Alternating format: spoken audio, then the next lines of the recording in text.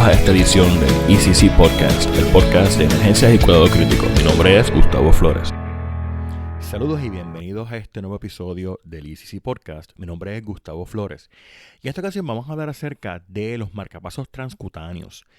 Y es la razón por la cual me interesó este artículo que voy a hablar hoy es porque los marcapasos están indicados en el algoritmo de ACLS para los pacientes que tienen bradicardia asintomática, y en muchas ocasiones los paramédicos asumen que porque tienen ese equipo disponible pueden depender del uso del marcapaso transcutáneo como una terapia confiable en el paciente que está hemodinámicamente inestable. Y este estudio pone eso entredicho, pone dudas si de verdad debemos depender tan ciegamente, a veces, como yo veo a algunas personas depender, en una tecnología que, aunque sí puede lograr la captura, tiene unas limitaciones y tenemos que aprender a trabajar alrededor de ellas. Los pacientes que tienen una bradicardia clínicamente sintomática, inestable, se benefician de intervenciones clínicas. Y estas intervenciones puede que no necesariamente sean definitivas. Es posible que algunas de estas intervenciones sean sencillamente un puente. A menos que el problema sea puramente vagal, la atropina no necesariamente va a resolver la bradicardia de una forma permanente. Es posible que sea un puente a colocar otra intervención que pueda durar un poquito más de tiempo. A veces los pacientes que requieren algún tipo de estimulación por horas o días realmente están en una combinación de un marcapaso endovenoso y o el uso de catecolaminas. Y esto puede ser inclusive puente a su vez a una intervención definitiva como un marcapaso permanente implantado. Entonces, ninguna de estas intervenciones pueden verse como definitivas, dependiendo del contexto, claro está. Y si el problema de base se resolvió, es posible que entonces esa intervención, que quizás no estaba destinada a ser el manejo definitivo, puede que ya no sea necesario. Así que estos pacientes no necesariamente se van a presentar todos de una misma manera, y tenemos que entender de que el dar la atropina es un puente a colocarle un marcapaso transcutáneo o colocarlo en infusión, y que un marcapaso transcutáneo también es una intervención puente, porque los marcapasos transcutáneos siempre hemos conocido que crean tolerancia y muchas veces eventualmente pierden esa captura. Por lo tanto, los pacientes que dependen de un marcapaso transcutáneo eventualmente reciben un marcapaso endovenoso o una infusión de una catecolamina. Y este es el punto importante, este es el punto que quiero traer a colación, el hecho de que estos pacientes van a necesitar otras intervenciones y no podemos depender exclusivamente en el marcapaso. Entonces, ¿qué fue lo que hizo este estudio? Analizó la evidencia científica del uso de marcapaso transcutáneo desde el punto de vista de un registro de casos en este sistema de emergencias médicas. Ellos analizaron una muestra de 299 pacientes entre el 2017 y el 2024. Y lo que estaban evaluando era cuántos pacientes que, ¿verdad? Estos 299 pacientes fueron pacientes que tenían un marcapaso transcutáneo colocado. Y lo que estaban evaluando era el porcentaje de pacientes que tenían una captura eléctrica sostenida. Y hay unos criterios de ancho del QRS más una onda T posterior a cada estímulo, y que hubiese un 90% de captura en 60 segundos y que haya un mantenimiento mayor de un 90% durante el resto del intento. Y la intención de estos criterios es tratar de distinguir el evento de una captura real versus una interferencia, un artefacto. Vamos a ver los resultados. Solamente el 9.7% de los pacientes lograron una captura eléctrica sostenida. Y esto es un número, de más está decir, sumamente bajo. Por lo tanto, funciona. Sabíamos que no siempre funcionaba, pero este registro lo que demostró es que funciona menos todavía, menos de lo que asumimos. Hubo varios factores asociados a una mayor probabilidad de captura. Entre estos, el paciente con menos peso corporal, una frecuencia cardíaca más baja antes de empezar a colocar la colocación del marcapaso, una mayor corriente aplicada, y esto pues pueden ser factores a considerar en términos de el beneficio que pueden tener algunos de estos pacientes en recibir el marcapaso transcutáneo. El 75% de los pacientes que no tenían captura, los paramédicos habían reportado que sí estaban teniendo captura. Entonces aquí hay un problema importante. El marcapaso introduce artefactos en el electrocardiograma, por lo tanto no es viable depender exclusivamente del hallazgo electrocardiográfico. Primero que nada, que después de cada espiga haya un QRS y que ese QRS tenga una morfología ancha, que ese QRS tenga una onda T posterior. Eso pudiera inclusive aparecer en la pantalla y no necesariamente haber una captura mecánica, una captura donde el corazón realmente está bombeando a una frecuencia más alta. Y para esto es importante correlacionarlo con el pulso del paciente. Palparle el pulso al paciente a veces puede ser un poquito problemático si se están utilizando energías bastante altas, porque esas contracciones que se generan por la descarga de marcapaso pueden alterar la habilidad de palpar pulsos, especialmente en las partes más proximales. Así que pulsos distales pudieran ser más fáciles de palpar en estos pacientes. Y esto es algo que siempre hemos enseñado, por lo menos nosotros enseñamos en nuestros cursos de ACLS cuando hablamos de la parte de colocar un marcapaso transcutáneo. ¿Qué nos dice este estudio? Lo que yo entiendo que este estudio nos está diciendo es que no podemos asumir, número uno, no podemos asumir que el marcapaso transcutáneo va a funcionar.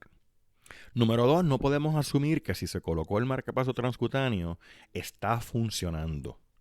Y número tres, tampoco podemos asumir que va a seguir funcionando. Cuando estamos analizando la preparación previa a una llamada como esta, es importante entender de que hay que contar con diferentes herramientas. Hay que contar con atropina, hay que contar con el marcapaso, pero también hay que contar con catecolaminas que puedan ser necesarias en pacientes que sencillamente no obtienen una captura, o que si se obtuvo esa captura al principio, si se perdió. Lo que este estudio sí nos está diciendo también es que muchos de estos pacientes quizás tuvieron una captura al principio, pero la realidad del caso es que la perdieron. O nunca la tuvieron, o la tuvieron y la perdieron. Y no fue reconocido oportunamente. Y este paciente no tenía un marcapaso activo. ¿Cuál es el efecto clínico de esto? Eso puede variar. Este estudio no nos contesta esa pregunta. Un paciente que tenga una buena perfusión a pesar de tener una bradicardia, es probable que quizás el marcapaso dejó de funcionar y no se vea un efecto dramático en la caída de la perfusión, o se mantiene todo igual y clínicamente no tuvo una consecuencia clínica en el manejo del paciente, quizás el manejo del dolor. Y esto es, ahí es donde menciona, mientras más baja es la frecuencia, más es el beneficio. Ahora tienes un paciente con 20 de frecuencia cardíaca, pero pobre perfusión, y no estoy usando un valor de corte, un número hipotético. Ese aumento, si en verdad tienes un aumento en la captura, una captura positiva y tienes un aumento en la perfusión, ese aumento en la perfusión debe ser significativo. Pero en un paciente que tenga una diferencia bien pequeña entre lo que tenía originalmente y lo que tienes después de la captura, colocándolo quizás a 60 de frecuencia cardíaca, quizás ese beneficio sea menos perceptible clínicamente hablando. Y este estudio no nos contesta esa pregunta. Lo que sí nos dice es, esos pacientes, el 75% no estaban capturando, a pesar de que los proveedores estaban pensando de que sí. Otra cosa que este estudio no nos contesta es entonces, ¿qué hacer con estos pacientes? Si le aumentas la energía, ¿verdad? El valor que tenían de promedio de estos marcapasos, el valor, la energía promedio que tenían estaba por debajo de los 100 miliamperes. 90 específicamente fue el promedio, algún rango entre 70 y 110. Y eso es un número que puede funcionar, pero algunos pacientes pueden beneficiarse de números más altos. Y también intentar cambiar el vector, y esto yo lo he mencionado en muchos otros episodios cuando he hablado del marcapasos específicamente, y también cuando lo he hablado en función del Double Sequential Defibrillation, de que lo importante de cambiar el vector, ya sea utilizando dos equipos, en el caso de la desfibrilación en secuencia doble, o la estrategia de cambiar el vector para lograr una mejor desfibrilación, se basa en el hecho de que esa descarga tiene que capturar la mayor parte de ese ventrículo, la mayor superficie de ese ventrículo, y cuando no lo hace, entonces se pierde el efecto de la descarga, ya sea una desfibrilación o en este caso un marcapaso transcutáneo.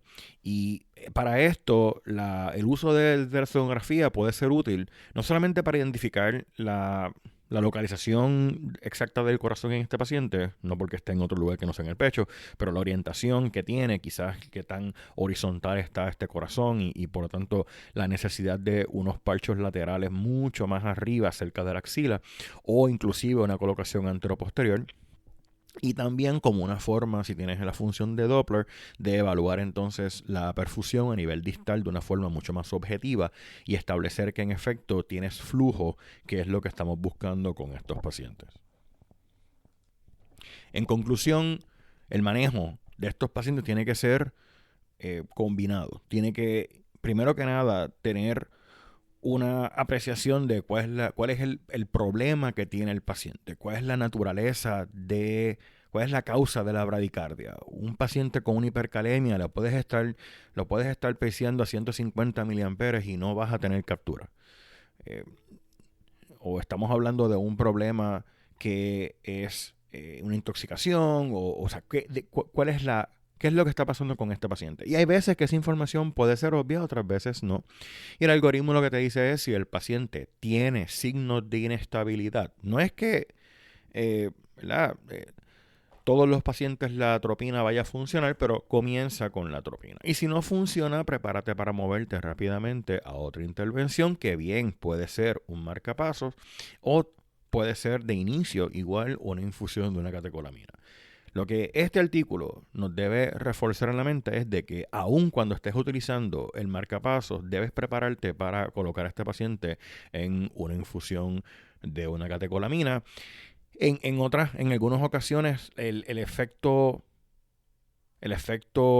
positivo, el efecto útil del marcapasos de mejorar la perfusión hace que este paciente ahora esté despierto y le duela. Básicamente 90, 100 miliamperes de energía ya no es una cosquillita. Entonces estos pacientes ahora necesitan analgesia. La discusión de qué tan sostenible es este marcapasos por algún tiempo X en lo que se decide qué se va a hacer con el paciente también pudiera ser un elemento a considerar para comenzar con catecolaminas, especialmente si tienes un transporte prolongado. Y no significa que un transporte pequeño, corto, breve, no sea una excusa para poner al paciente en el marcapasos y no tener la consideración de la necesidad de comenzarlo en una infusión de una catecolamina, porque aun cuando todo parezca ser fácil, simple, 5 minutos de transporte, un paciente que pierda una captura y que se descompense hemodinámicamente en 5 minutos se te puede restar. Entonces, no asumamos que porque el tiempo de transporte es corto, no es necesario prepararnos para lo que puede ser un paciente hemodinámicamente inestable. Así que con esto los invito a que vayan a las notas del episodio y vean el enlace al blog post completo y el artículo. De hecho, uno de los autores, Tom Buthilet, es buen amigo mío desde hace muchos años y lo felicito por este registro. Los registros son importantes porque nos dicen, no necesariamente nos dicen lo que debemos hacer, nos dice lo que estamos haciendo y nos dice lo que está pasando con los pacientes en la forma en que lo estamos haciendo. Entonces, entender esta data nos da una perspectiva de eso que decimos que se debe hacer, bueno, realmente qué está pasando en la vida real. Con esto los dejo, los invito también a que se suscriban. Si no están suscritos al podcast, pueden suscribirse utilizando Spotify o Apple Podcasts, donde sea que están escuchando este episodio. Y por favor, compártanlo con sus amistades. Si hay alguien que usted entiende que se puede beneficiar de alguna de esta información, está preparándose para tomar algún adiestramiento, está comenzando en la profesión, o tiene experiencia, o quiere cambiar de área de trabajo, o le gusta las emergencias y cuidado crítico, invítenlos a que escuchen algunos de los episodios que quizás más les ha gustado. Hay 150, 160 episodios a la fecha de hoy disponibles en la página eccpodcast.com y, como les dije, en las plataformas que estén utilizando para escuchar este episodio. Nos vemos en el siguiente episodio. Muchísimas gracias.